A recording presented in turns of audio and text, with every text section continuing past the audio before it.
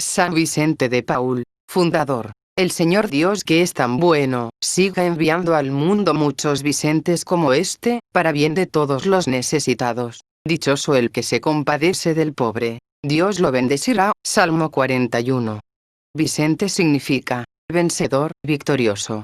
Nació San Vicente en el pueblecito de Pouy en Francia, en 1580. Su niñez la pasó en el campo, ayudando a sus padres en el pastoreo de las ovejas. Desde muy pequeño era sumamente generoso en ayudar a los pobres. Los papás lo enviaron a estudiar con los padres franciscanos y luego en la Universidad de Toulouse, y a los 20 años, en 1600 fue ordenado de sacerdote. Dice el santo que al principio de su sacerdocio lo único que le interesaba era hacer una carrera brillante, pero Dios lo purificó con 3 sufrimientos muy fuertes. Primero, el cautiverio. Viajando por el mar, cayó en manos de unos piratas turcos, los cuales lo llevaron como esclavo a Túnez, donde estuvo los años 1605, 1606 y 1607 en continuos sufrimientos. Segundo, logró huir del cautiverio y llegar a Francia, y allí se hospedó en casa de un amigo, pero a este se le perdieron 400 monedas de plata y le echó la culpa a Vicente y por meses estuvo acusándolo de ladrón ante todos los que encontraba. El santo se callaba y solamente respondía: Dios sabe que yo no fui el que robó ese dinero. A los 6 meses apareció el verdadero ladrón y se supo toda la verdad.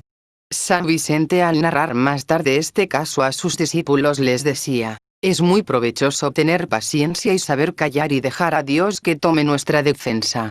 Tercero.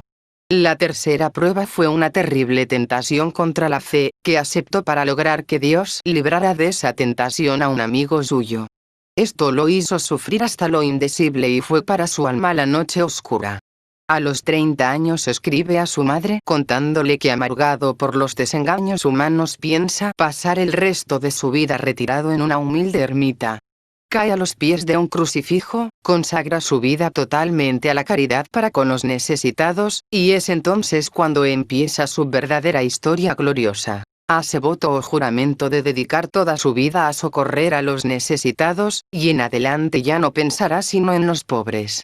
Se pone bajo la dirección espiritual del padre Berulle, futuro cardenal, sabio y santo, hace retiros espirituales por bastantes días y se lanza al apostolado que lo va a volver famoso. Dice el santo: me di cuenta de que yo tenía un temperamento bilioso y amargo y me convencí de que con un modo de ser áspero y duro se hace más mal que bien en el trabajo de las almas.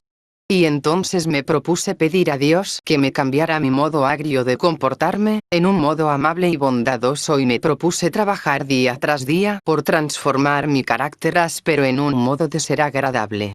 Y en verdad que lo consiguió de tal manera, que varios años después, el gran orador Bossuet exclamará: «Oh Dios mío, si el padre Vicente de Paúl es tan amable, ¿cómo lo serás tú?». San Vicente contaba a sus discípulos: 3 veces hablé cuando estaba de mal genio y con ira, y las 3 veces dije barbaridades. Por eso cuando le ofendían permanecía siempre callado, en silencio como Jesús en su santísima pasión. Se propuso leer los escritos del amable San Francisco de Sales, y estos le hicieron mucho bien y lo volvieron manso y humilde de corazón. Con este santo fueron muy buenos amigos. Vicente se hace amigo del ministro de la Marina de Francia, y este lo nombra capellán de los marineros y de los prisioneros que trabajan en los barcos. Y allí descubre algo que no había imaginado: la vida horrorosa de los galeotes. En ese tiempo, para que los barcos lograran avanzar rápidamente, les colocaban en la parte baja unos grandes remos, y allá en los subterráneos de la embarcación, lo cual se llama galera, estaban los pobres prisioneros obligados a mover aquellos pesados remos, en un ambiente sofocante, en medio de la hediondez y con hambre y sed, y azotados continuamente por los capataces, para que no dejaran de remar. San Vicente se horrorizó al constatar aquella situación tan horripilante y obtuvo del ministro, señor Gondi, que los galeotes fueran tratados con mayor bondad y con menos crueldad. Y hasta un día, él mismo se puso a remar para reemplazar a un pobre prisionero que estaba rendido de cansancio y de debilidad. Con sus muchos regalos y favores se fue ganando la simpatía de aquellos pobres hombres. El ministro Gondi nombró al padre Vicente como capellán de las grandes regiones donde tenía sus haciendas. Y allí nuestro santo descubrió con horror que los campesinos ignoraban totalmente la religión. Que las pocas confesiones que hacía eran sacrílegas porque callaban casi todo. Y que no tenían quien les instruyera. Se consiguió un grupo de sacerdotes amigos, y empezó a predicar misiones por esos pueblos y veredas y el éxito fue clamoroso. Las gentes acudían por centenares y miles a escuchar los sermones y se confesaban y enmendaban su vida. De ahí le vino la idea de fundar su comunidad de padres vicentinos, que se dedican a instruir y ayudar a las gentes más necesitadas.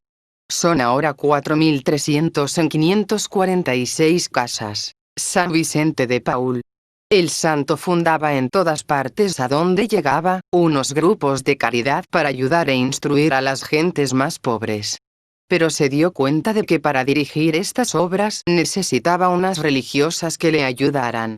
Y habiendo encontrado una mujer especialmente bien dotada de cualidades para estas obras de caridad, Santa Luisa de Marillac, con ella fundó a las Hermanas Vicentinas, que son ahora la comunidad femenina más numerosa que existe en el mundo.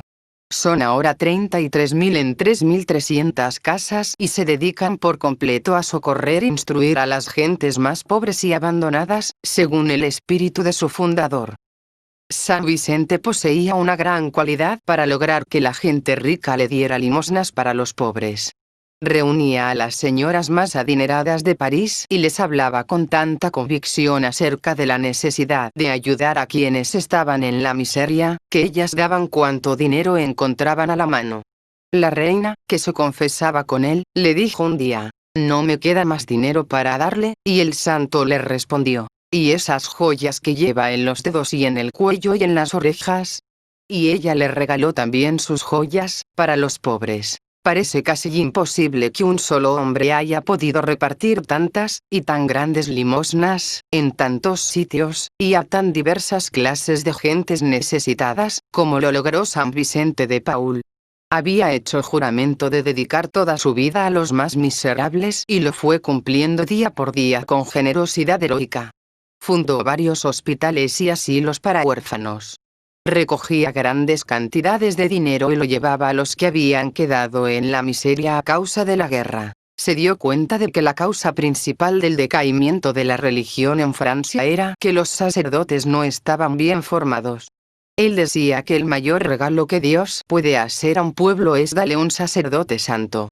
Por eso empezó a reunir a quienes se preparaban al sacerdocio, para hacerles cursos especiales, y a los que ya eran sacerdotes, los reunía cada martes para darles conferencias acerca de los deberes del sacerdocio. Luego, con los religiosos fundados por él, fue organizando seminarios para preparar cuidadosamente a los seminaristas de manera que llegaran a ser sacerdotes santos y fervorosos.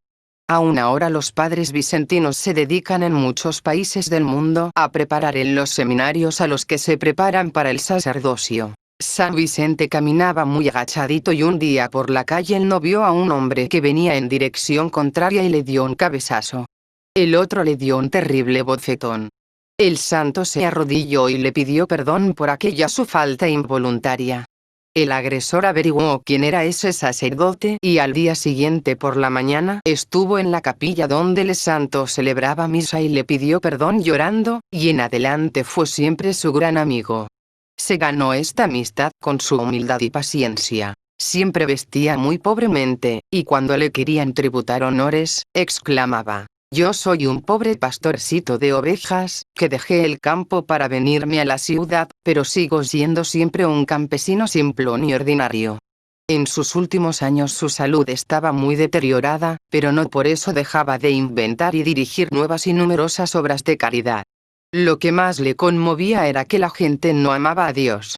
Exclamaba: «No es suficiente que yo ame a Dios.